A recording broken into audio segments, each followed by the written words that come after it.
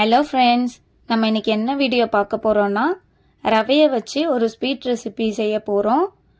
நமக்கு ரவை, வெல்லம், தேங்காய் இருந்தால் மட்டும் போதும். இந்த ஸ்வீட் ரெசிபியை நம்ம ஈஸியாக பண்ணிடலாம். வாங்க எப்படி செய்யறதுன்ட்டு பார்க்கலாம். ஃபஸ்ட்டு அடுப்பை பற்ற வச்சாச்சு. இப்போ ஒரு கடாயும் வச்சாச்சு. கடாய் சூடாயிடுச்சு. ஒரு கப்பு போல் ரவை எடுத்திருக்கேன். இதை ஆட் பண்ணிக்கலாம். ஆட் பண்ணியாச்சு. இப்போ நல்லா வறுத்து எடுத்துக்கலாம்.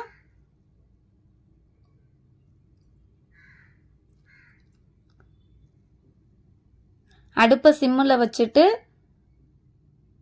ஒரு 5 நிமிஷம் வறுத்து எடுத்துக்கலாம். பாருங்க, 5 நிமிஷம் ஆயிடுச்சு. ரவை நல்லா வறுபட்டுருச்சு. இப்போ இந்த ரவையை ஒரு பிளேட்டில் மாற்றிக்கலாம்.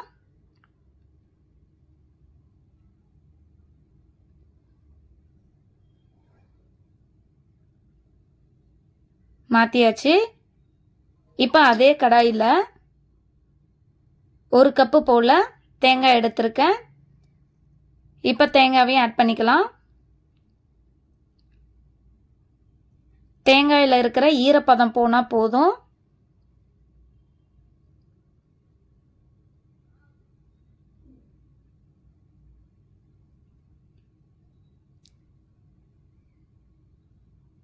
பாருங்க, தேங்காய் நல்லா வறுபட்டுருச்சு. இப்போ இந்த தேங்காயையும் நம்ம ஒரு பிளேட்டில் மாற்றிக்கலாம். மாற்றியாச்சு. இப்போ அடுப்பை பற்ற வச்சுட்டு ஒரு பாத்திரத்தை வச்சுருக்கேன். அரை கப்பு போல் வெல்லம் எடுத்திருக்கேன். இப்போ அதை ஆட் பண்ணிவிட்டு அரை கப்பு வெல்லத்துக்கு அரை கப் போல் தண்ணி ஆட் பண்ணிக்கிறேன். உங்களுக்கு ஸ்வீட் அதிகமாக வேணும்னா நீங்கள் 3/4 கப்பு போல் வெல்லத்தை ஆட் பண்ணிக்கோங்க.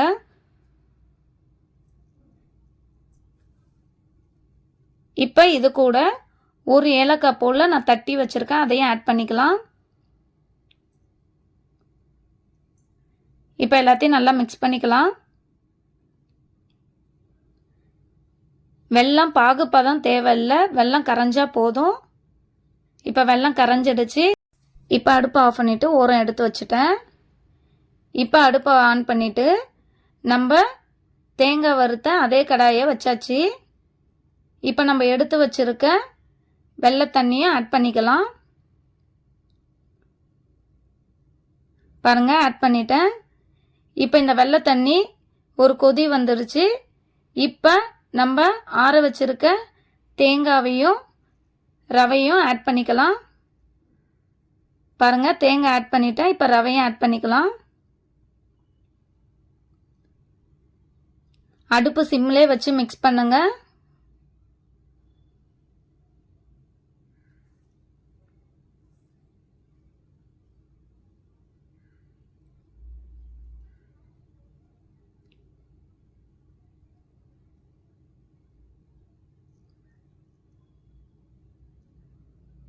இப்போ ஒரு டேபிள் ஸ்பூன் போல் நான் நெய் ஆட் பண்ணியிருக்கேன்.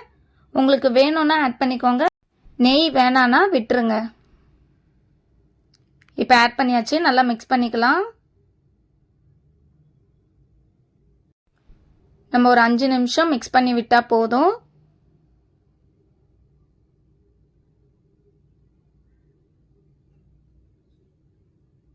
பாருங்க, நல்லா தண்ணியெல்லாம் இழுத்துருச்சு, நல்லா ட்ரை ஆயிடுச்சு. இப்போ அடுப்பை ஆஃப் பண்ணிவிட்டு ஒரு பிளேட் எடுத்திருக்கேன். அந்த பிளேட்டில் கொஞ்சமாக நெய் ஆட் பண்ணியிருக்கேன். பாருங்கள், இப்போ நல்லா மிக்ஸ் பண்ணியாச்சு. இப்போ நம்ம செஞ்சு வச்சுருக்க அந்த ரவையை இந்த பிளேட்டில் மாற்றிக்கலாம்.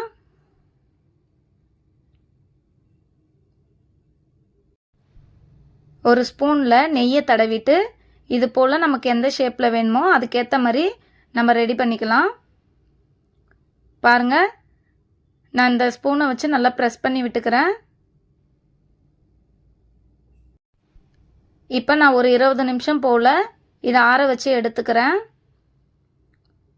பாருங்கள், இப்போ 20 நிமிஷம் ஆயிடுச்சு. இப்போ ஒரு கத்தியில் லைட்டாக நெய் தடவிருக்கேன். இப்போ நமக்கு வேணுன்ற பீஸில் நம்ம இதை பர்ஃபி போல் கட் பண்ணிக்கலாம்.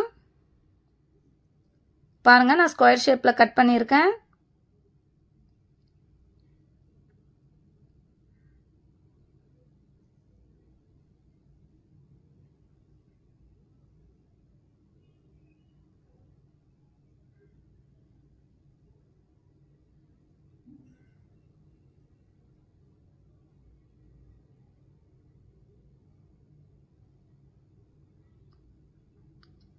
பாருங்கள், நமக்கு பர்ஃபி மாதிரி ரெடி ஆயிடுச்சு.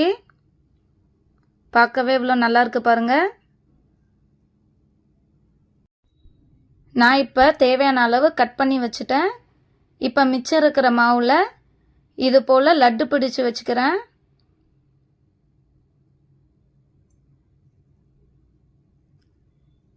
பாருங்கள், லட்டு பிடிச்சாச்சு. நமக்கு தேவையான ஷேப்பில் கட் பண்ணியும் வச்சுருக்கேன் பாருங்கள். 10 நிமிஷத்தில் ரவையை வச்சு ஒரு ஸ்வீட் ரெசிபி நம்ம பண்ணிட்டோம். ஸ்கூலுக்கு என்ன ஸ்நாக்ஸ் கொடுத்து விடுறதுன்ட்டு யோசிச்சிங்கன்னா இந்த ஸ்வீட்டை ட்ரை பண்ணி பாருங்கள். இதோட டேஸ்ட்டும் சூப்பராக இருக்கும். குழந்தைங்கள்லேருந்து பெரியவங்க வரலும் இதை சாப்பிடலாம். கண்டிப்பாக இதை ட்ரை பண்ணி பாருங்கள். ட்ரை பண்ணி பார்த்துட்டு உங்களுக்கு பிடிச்சிருந்தா கமெண்ட் பண்ணுங்கள். இது போல் ஈஸியான ரெசிபிக்கு நம்ம சேனலை சப்ஸ்கிரைப் பண்ணி வச்சுக்கோங்க. உங்களுக்கு இந்த வீடியோ பிடிச்சிருந்துச்சுன்னா லைக் பண்ணுங்கள், ஷேர் பண்ணுங்கள், கமெண்ட் பண்ணுங்கள். மறக்காமல் நம்ம சேனலை சப்ஸ்கிரைப் பண்ணிக்கோங்க. பாய்.